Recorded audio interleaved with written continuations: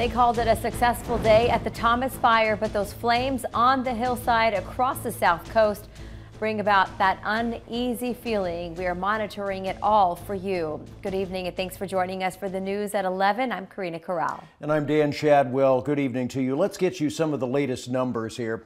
The Thomas Fire has engulfed more than 231,700 acres and is 20% contained tonight. Nearly 7,000 fire personnel are working to surround the flames and try to keep them out of the exclusive neighborhoods filled with mansions of the rich and famous, including Oprah and Ellen. But officials say the battle for control of the fire could take weeks or possibly even months. Fire officials say more than 94,000 people have been evacuated because of the Thomas Fire.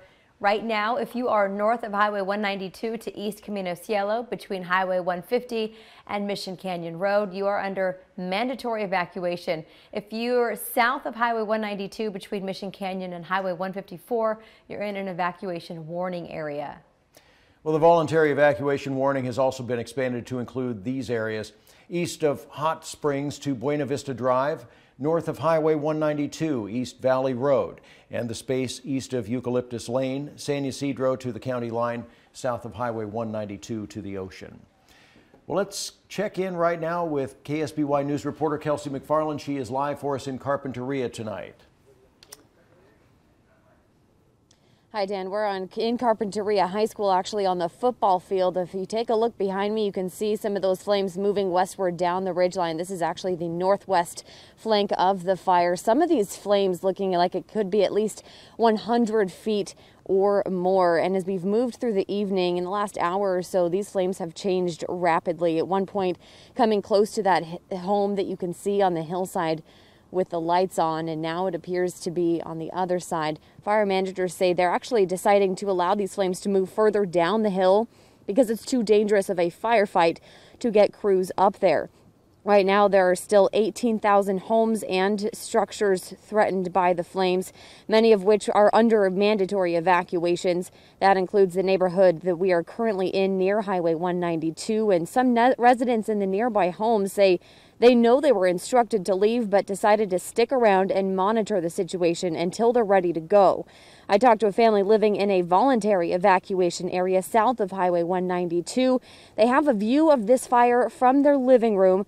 They've already evacuated once, and they say they felt it felt too dangerous to stick around, and they're ready to up and leave again at any moment.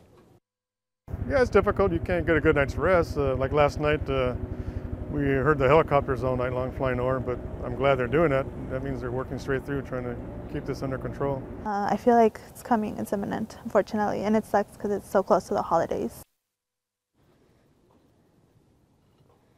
Fire crews say earlier today they conducted a backfire operation alongside this ridgeline, which is why it looks so extreme. But they say that they're fighting fire with fire. So they also have engines and hand crews hiking up in these hills in an effort to save structures along the ridgeline in the mandatory evacuation area. So a lot of these structures that you're seeing on the hillside, there's also hand crews and structures around there trying to make sure that they can save some of these homes.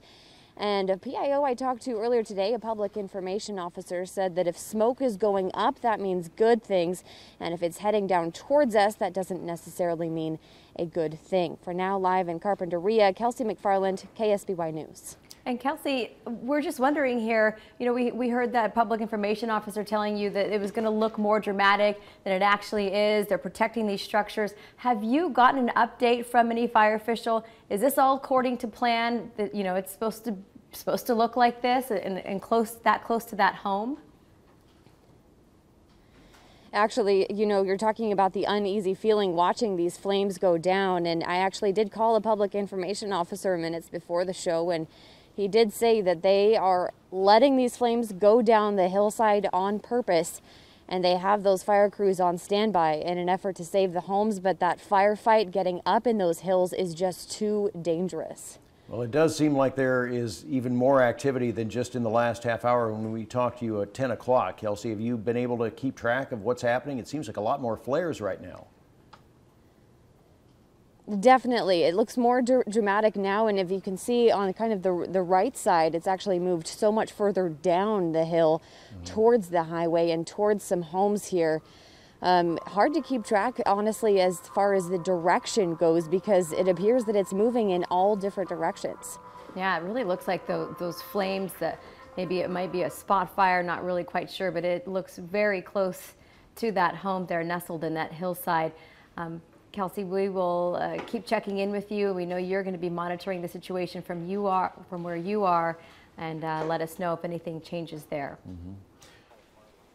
So Dave, look at this shot with all of these little bits of ash. They look a little like snowflakes, but yeah, you know, I think one of the concerns here too is when you're talking about some of the flame heights that we're seeing tonight, what are the potential for spot fires and embers downstream? I know there's some plume potential with cold air above these fires. Again, it's very difficult to tell the difference between what the public information officer told us tonight about this looking really dramatic and it being